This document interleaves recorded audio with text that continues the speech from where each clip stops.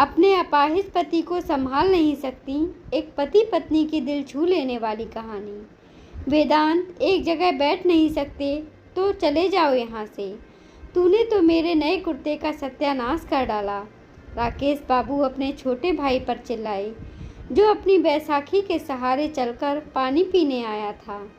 हाथ से गिलास छूट गया और पानी के कुछ छींटे उनके नए कुर्ते पर पड़ गए। फिर उन्होंने वेदांत की पत्नी को आवाज़ दी, वंदना, क्या करती रहती हो दिन भर? अपना अपाहिज पति नहीं संभलता तो? झुंझलाते हुए वे अपने कमरे में चले गए। वेदांत का मायूस चेहरा देखकर वंदना का हृदय रो उठा। वेदांत को लेकर कमरे में आ गई और सिसकने लगी।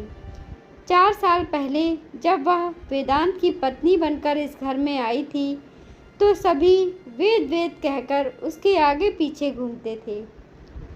तब वेदांत एक फौजी था। महीने 2 महीने तो वह घर से बाहर ही रहता था, लेकिन जब आता था तो माँ बाबूजी के साथ साथ भैया भाभी के लिए भी ढेर सारे उपहार लाता था। और टीना, जो उसकी भतीजी थी, उसकी तो फरमाइशों की लिस्ट कभी ख़त्म ही नहीं होती थी। वेदांत उसकी हर इच्छा खुशी खुशी पूरी करता था। वंदना बहुत खुश थी कि इतना प्यार करने वाला परिवार उसे मिला है। एक बार वेदांत जब छुट्टियां बिताने घर आया था तो देश में हमला होने के अंदेशा के कारण उसे 2 दिन के बाद ही ड्यूटी पर बुला लिया गया। भारी मन से सबने उसे विदा किया। उसकी जहां ड्यूटी थी वहां भीषण गोलाबारी हो रही थी। उसने बड़ी बहादुरी से दुश्मनों का सामना किया, कईयों को मार गिराया, लेकिन न जाने कहां से दुश्मन की एक गोली उसके दाहिने पैर में आकर घुस गई। वह बहादुर सिपाही था। अपने घायल पैर की परवाह न करते हुए भी वह दुश्मनों के सामने डटा रहा। युद्ध समाप्त होने पर जब उसे अस्पताल लाया गया तो बहुत देर हो चुकी थी। गोली का जहर उसके पैर में फैल चुका था और अंततः उसके दाहिने पैर को काटना पड़ा। फौज से वह घर वापस आ गया। उसकी बहादुरी और देश सेवा के लिए उसे वीर चक्र से सम्मानित किया गया। तब सभी बहुत खुश थे। कुछ महीना बीतते बीतते वेदांत की भाभी का व्यवहार उसके प्रति बदलने लगा। गाहे बगाहे वह वेदांत पर तो अपने तीखे शब्दों के विष बाण छोड़ती ही थी, अब वो वंदना के भी हर काम में नुक्स निकालने का कोई मौका हाथ से नहीं जाने देती थी। घर में पुत्र का अपमान वृद्ध पिता से सहन नहीं हुआ और एक दिन रात में ऐसे सोए कि फिर कभी नहीं उठे। ससुर का लिहाज अब रहा नहीं। सास ने कभी जबान खोली नहीं थी, इसलिए वेदांत की भाभी बेलगाम होती चली गई। यद्यपि वेदांत को सरकार की तरफ से हर महीना खर्चा मिलता था, फिर भी न जाने क्यों उसकी भाभी का व्यवहार उसके साथ ऐसा होता जा रहा था जैसा कि कोई एहसान कर रही हूँ। कभी कभी तो भतीजी टीना भी अपने दोस्तों के सामने अपने चाचा की हंसी उड़ाने से बाज नहीं आती थी, और आज तो बड़े भाई ने भी गुस्से में ऐसी बात कह दी जो कोई दुश्मन को भी नहीं कहता। वंदना रोते रोते यही सोच रही थी कि रोज रोज एक फौजी को अपाहिज कहा जाता है, उसके स्वाभिमान को कितनी ठेस पहुंचती होगी। भाभी और टीना तो सारी सीमाएं लांघ ही चुके थे, और आज भैया भी। अब तो वह यहाँ हरगिज नहीं रहेगी। उसने तुरंत अपने आंसू पोंछे और बैग में दोनों के कपड़े रखने लगी। वेदांत को कुछ समझ नहीं आया।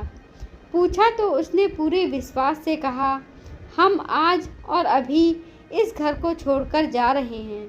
अब मैं किसी को भी अपने आत्मसम्मान और तुम्हारे स्वाभिमान को चोट नहीं पहुंचने दूंगी। लेकिन जाएंगे कहाँ? और माँ का क्या?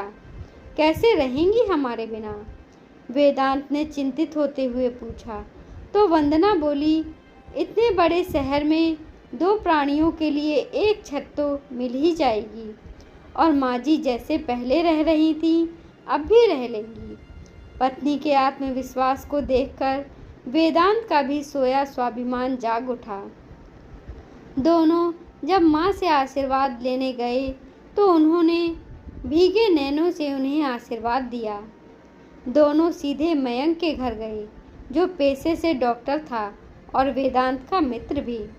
मयंक की पत्नी भी स्त्री रोग विशेषज्ञ थी। उसका अपना नर्सिंग होम भी था।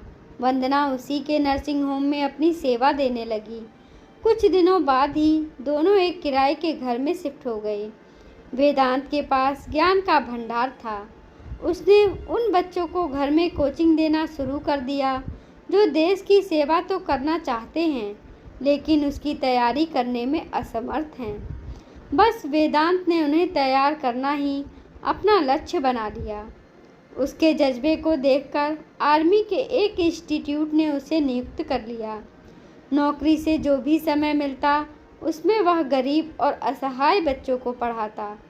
वंदना दिन में काम तलाशती, शाम को घर पर बच्चों को ट्यूशन पढ़ाती और रात में नर्सिंग होम के मरीजों की सेवा करती। 3 महीने के अथक प्रयास के बाद उसे एक स्कूल में अध्यापिका की नौकरी मिल गई। अब वह सुबह स्कूल जाती है, शाम को ट्यूशन पढ़ाती है और शनिवार रविवार को मरीजों की सेवा करती है। अब जब उसकी जीवन रूपी गाड़ी पटरी पर चलने लगी तो उन्होंने अपना परिवार बढ़ाने का सोचा। ईश्वर की कृपा हुई और एक बच्ची उनकी गोद में खेलने लगी। शुरू में तो सब कुछ मैनेज करने में उसे बहुत परेशानी हुई, लेकिन एक दूसरे का हाथ बटाने से सब आसान हो गया। वेदांत अपने विद्यार्थियों को पढ़ाने में इतना डूब गया कि पिछली सभी घटनाएं उसके जहन से धूमिल हो गईं। उसकी बेटी पीहू का पहला जन्मदिन था। वंदना ने शाम को एक छोटी सी पार्टी रखी। वह उसी की तैयारी कर रही थी कि तभी दरवाजे की घंटी बजी। दरवाजे पर अपनी जेठानी और टीना को देखकर वह ठिठक गई। शिष्टाचारवश उसने दोनों को अंदर बुलाया। तब टीना उसके पैर पकड़कर रोने लगी। बोली, चाची मुझे माफ़ कर दीजिए, मैंने चाचा को बहुत अपमानित किया, लेकिन आज उन्हीं की वजह से मैंने कॉलेज में 80% अंक प्राप्त किए हैं। उन्हीं की वजह से? क्या मतलब? वंदना ने आश्चर्य से पूछा। तो जेठानी हाथ जोड़ते हुए बोली, हाँ वंदना, मुझे माफ़ कर दो, मैंने तुम दोनों के साथ बहुत बुरा व्यवहार किया। टीना पढ़ाई में पिछड़ रही थी। तब तुम्हारे भैया ने वेदांत से टीना को पढ़ाने को कहा। वेदांत ने टीना को पढ़ाने में अपनी जान लगा दी थी। कहते हुए उनकी आंखों से अश्रुधारा बहने लगी। वंदना को खुशी हुई कि वेदांत ने अपने स्वाभिमान के साथ अपने संस्कारों का भी निर्वाह किया, जो उसके व्यक्तित्व पर सोने पे सुहागा था। वेदांत भी अपनी माँ को लेकर आ गया। फिर से पूरा परिवार एक साथ। शाम की पार्टी समाप्त होने के बाद वेदांत की माँ और भाभी ने उन दोनों से घर वापस चलने को कहा। वंदना जानती थी कि रिश्तों में एक बार दरार पड़ जाए तो वो फिर कभी नहीं भरती, और फिर थोड़ी दूरी रहे तो रिश्तों में प्यार भी बरकरार रहता है। उसके मनोभाव को वेदांत भांप गया। बोला, माँ ऐसे ही ठीक है, तुम्हारे पास रहा तो मैं फिर से बेकार हो जाऊंगा। कहकर वह हंसने लगा, जिसमें छिपे दर्द को सभी ने महसूस किया। माँ भी बेटे बहू की मनोदशा समझ रही थी। वो भी नहीं चाहती थी उसके बेटे को फिर से अपमानित होना पड़े, इसीलिए माँ ने भी ज़्यादा जिद नहीं की। जब उसका मन करता तो वो खुद बेटे के पास रहने आ जाती। अब दोनों भाइयों के रिश्ते ठीक हो गए थे। दोस्तों, क्या वेदांत और उसकी पत्नी द्वारा अपने लिए उठाया गया यह कदम सही था या गलत? अपना उत्तर कमेंट बॉक्स में ज़रूर दीजिए। धन्यवाद दोस्तों। कृपया हमारे चैनल को लाइक करें, शेयर करें, सब्सक्राइब करें। धन्यवाद।